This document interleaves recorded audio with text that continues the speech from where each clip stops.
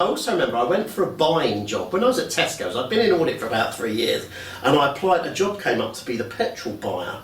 This was in the early days when petrol we'd only just started selling petrol through garages, and someone had been hand holding it while it was, but they were looking now for someone to take it on.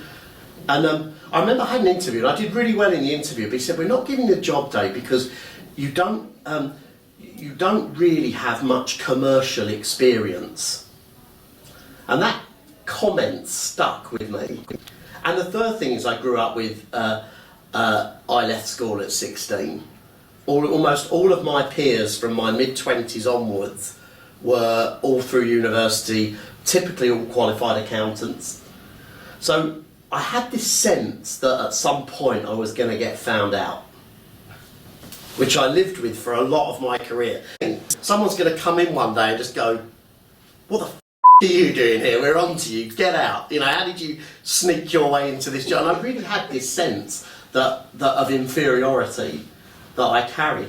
And it was only actually working with my coach Joe when he made me tell that story I've just told you, but in a very different way, that I suddenly saw the richness of what I'd done. Because how many people can say over a 20 years time span they've been involved in every single aspect of business, not at a surface level, at a detailed understanding level.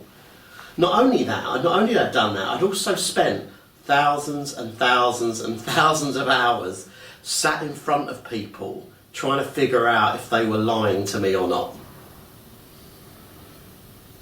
So these two key skills, even when I became a business coach, it's not until it was pointed out to me that I had these two key attributes that I suddenly went, "Christ, I'm really valuable in the world." And so there was a story I was telling myself, there was a version of a story I was telling myself, and then there was another version of that story, one of which was empowering and one of which was disempowering. And I spent most of my career in the disempowering story. And it was only when I suddenly connected with the idea that the same story told a slightly different way has an entirely different meaning.